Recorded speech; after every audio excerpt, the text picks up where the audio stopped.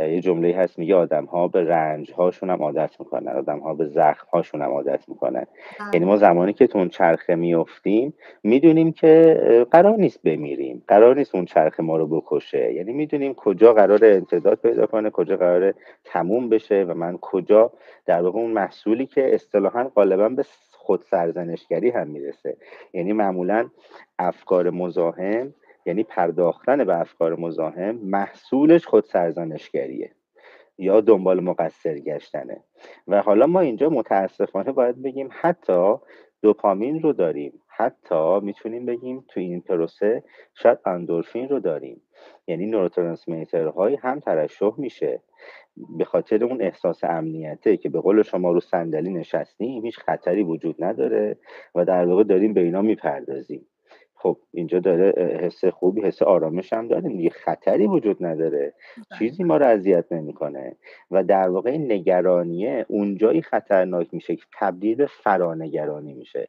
یعنی من دارم نشخوار ذهنی میکنم، بعد یه مرتبه به قول شما به اون یه آگاهی به هم دست میده که من میگه من چرا دارم اینقدر نگرانی میکنم. یعنی از اینکه نگران میشم که چرا نگرانم و این کار رو متاسفانه بدتر میکنه. و زمانی که همچین مراجعی در واقع میاد پیش ما اول باید اینو سادهش بکنیم. یعنی بگیم ببین تو الان از اینکه نگران شدی، اول باید این یه سطح عقب‌تر. یعنی بدونی که اولا نگرانی اتفاق میافته، بخش اول نگرانی اتفاق میافته، اما از کجا ایجاد میشه؟ از پرداختن به افکاره. یعنی بخش اول همون فکرایی که به گفته شما در واقع در مغز ایجاد میشه و خود به خود ایجاد میشه. و من همیشه 3 تا قانون رو بیان میکنم، میگم که اولین نکته‌ای که مراجع باید بدونه در جهت همون آگاهی، که بدون متوجه باشه، آگاه باشه که چه اتفاقی داره پیش میاد توی سیستم اعصاب مرکزی و حالا ساختار مغزش، اینه که باید بدونه اول مغز فکر تولید میکنه. کار مغز فکر تولید کردنه.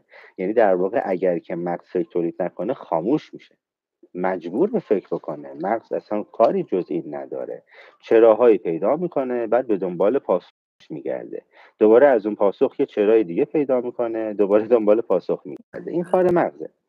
اما سوال اینجاست که آیا من باید درگیر افکار مغزم بشم؟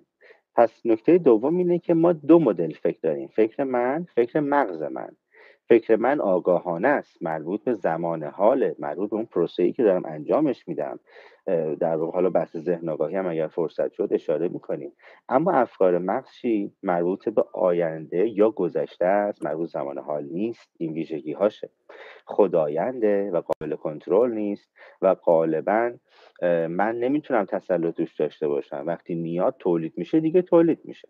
من فقط کجا میتونم اینو مدیریت کنم؟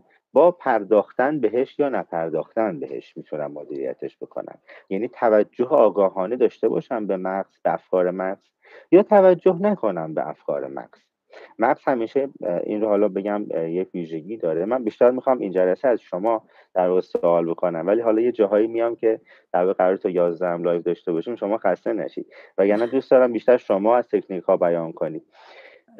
من همیشه میگم که وقتی که در واقع به افکار مغز توجه بکنیم، اون افکار توسعه پیدا میکنن، پررنگ میشن، هویت پیدا میکنن، در واقع ماندگار میشن، همونجوری که شما فرمودید.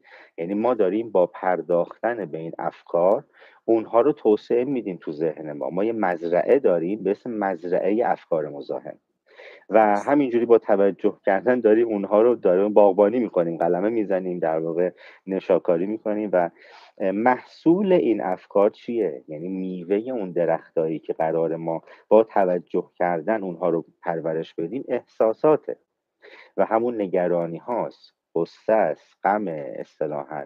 یعنی احساسات محصول در واقع پرداختن به اون افکار هستن.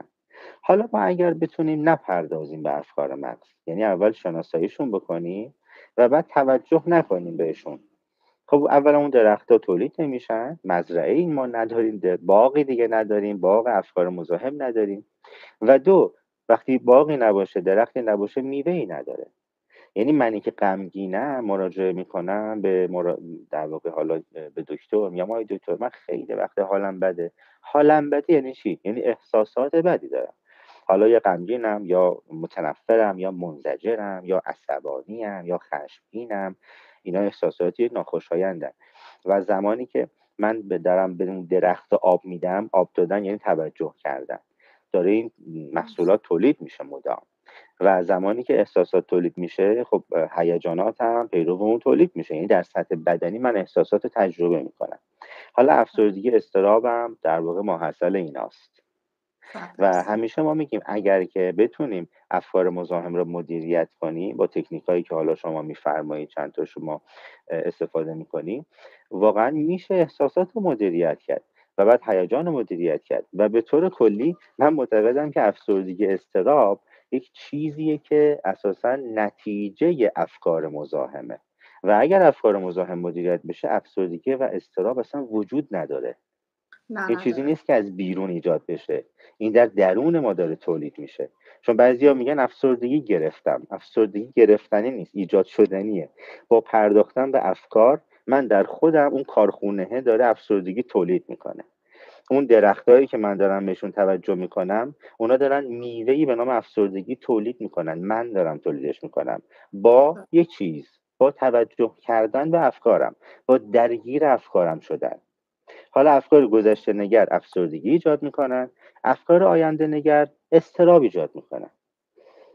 بفرمایید. خب در مورد این مسئله بحث اعتیاد رو من بیشتر اشاره خواستم بکنم که بله آدم ها زمانی که عادت میکنن به افکار بپردازن تو اون چرخه میفتن، یه سری اتفاق ها میفته تو سیستم اعصاب مرکزیشون، دوپامین رو دارن، سروتونین رو دارن، اندورفین رو دارن و یه لذت اتفاقهایی بخش باعث میشه هستن این براش. رفتار مدام. دقیقاً به خاطر اینکه امنه، به خاطر اینکه قابل پیش بینیه. یعنی من مغزم میدونه تا کجا بره به کنترل کجا میتونی میرسه، کنی خب اینجا دیگه. خاتمه پیدا میکنه. کنترل میشه کرد دیگه، چون ما بله این انسان دوست دارن کنترل کنن و این خودش کنترل خیلی مهمه، چون ما همش دوست داریم کنترل کنیم و تنها چیزی که باید یکی از چیزای مهمی که ما باید یاد بگیریم. البته حرفایی که شما زدین خیلی قشنگه.